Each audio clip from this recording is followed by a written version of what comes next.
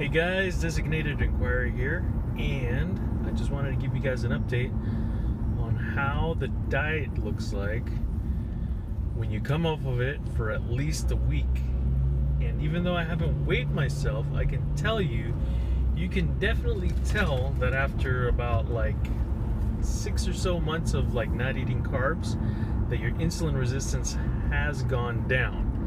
The way you can tell is that after eating a ton of carbs for a day, like going to Shakey's or Panda, or eating something like super sweet or super carby, like potatoes, like pizza, like just a ton of carbs all at once, like, oh my god, I just want to eat everything. If you do that, you're gonna feel horrible the next day. I felt like I was like hungover this morning. I felt like I felt like I never wanted to eat carbs ever again. If you ever go out like and have a good time and you drink a lot, and the next morning you basically you feel the same way. I had a hangover off of only carbs, and it felt really bad. It took like till about 10 o'clock in the morning for me to feel like I could think a little more clearly, process things, like my brain began to clear up.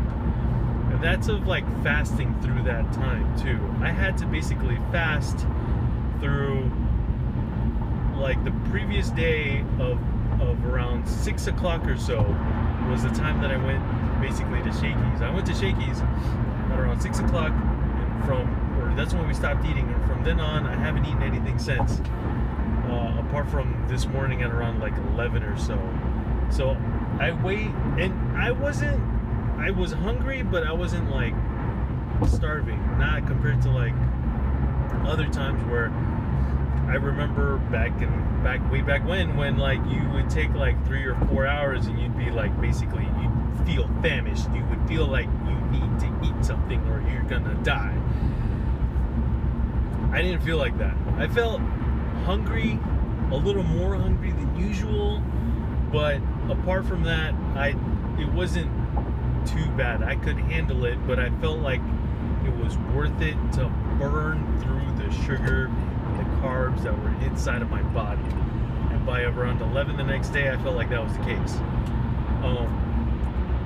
And one of the more interesting things that I feel like it's causing in me is a bit of consciousness, in that like I'm letting myself have these things, but more and more readily I'm finding out that I really don't want it. I don't want it anymore. Like, I can't wait for the 1st of January when I can basically go back to keto and not feel like I'm gonna enjoy carbs again. Like, that's not a thing. Like, I'm looking forward to ending my cheat weeks. Like these 2 weeks that I assigned myself to be able to eat carbs and not worry about the weight gain or anything like that. I'm dreading now the next meal. Not necessarily the meal itself, because the carbs are still very tasty, but I'm dreading the after effects of carbs running and ravaging my body. I don't like it. And it's one of the most profound things that I've been going through, in that your body knows that carbs are no good, but you need to give it time to, like, you know, a bad breakup, you need to give it time to remember all the BS that your ex was putting you through. Like, it's like you need to snap out of the abuse that you were putting your body through. That's what's going on. This is what keto does to your body. It's letting your body regain that insulin sensitivity, so that your body can remember that carbs are really bad for you. And that's the best way I can put together as to what's going on right now is like I got a hint of what carbs used to do to my body, but I didn't really pay attention to it because I had a whole lot of insulin resistance. Now my body that is more sensitive to these things is like, oh God, what was I doing to myself? Like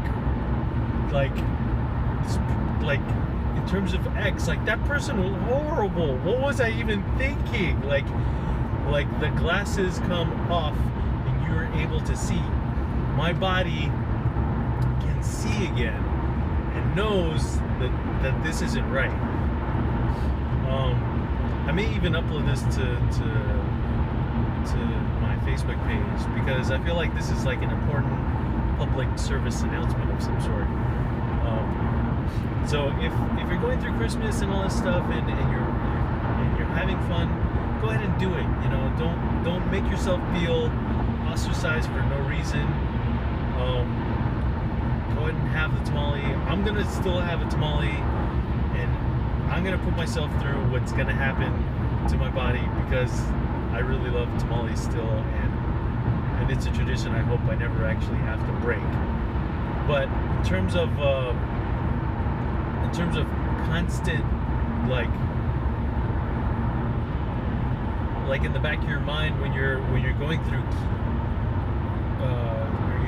keto and you're like, man, those carbs smell really good.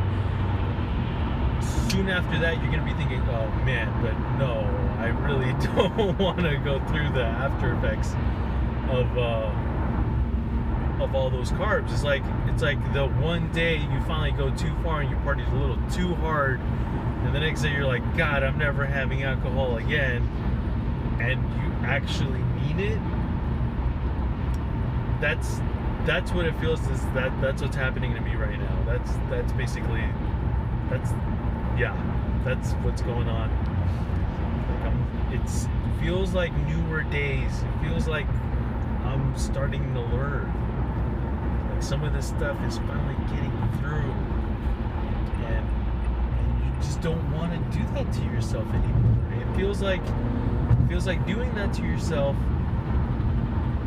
is needless harm that you're putting yourself through. Yeah.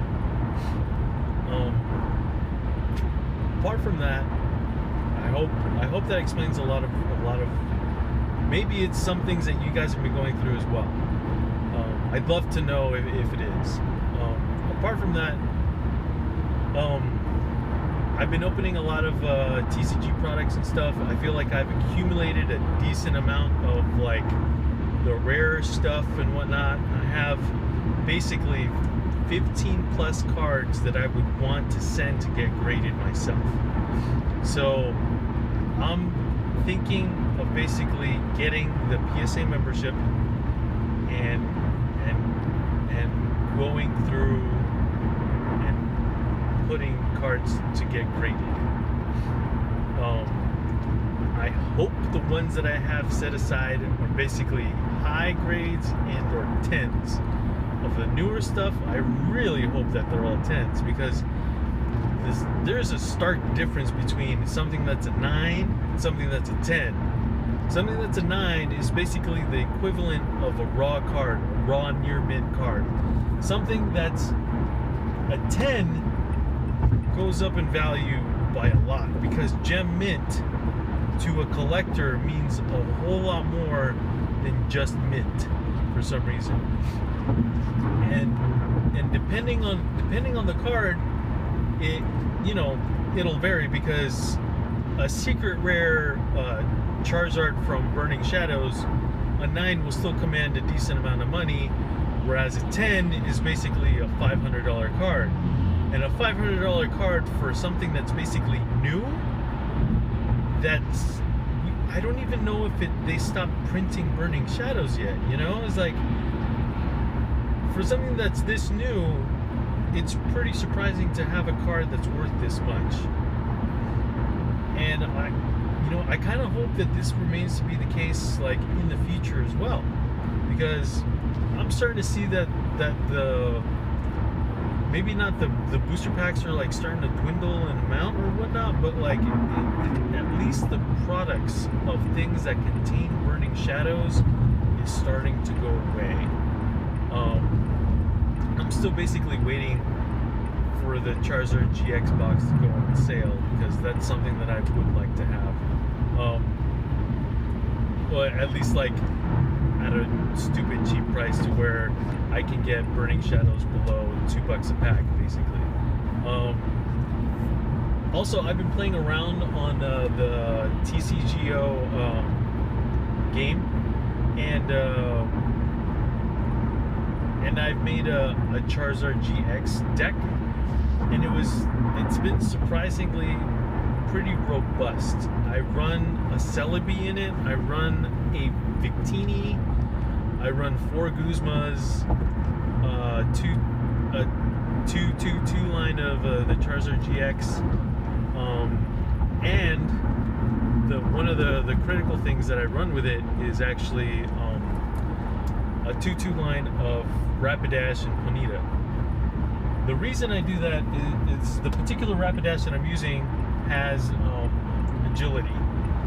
This agility move with Victini is a godsend. It's basically a wall.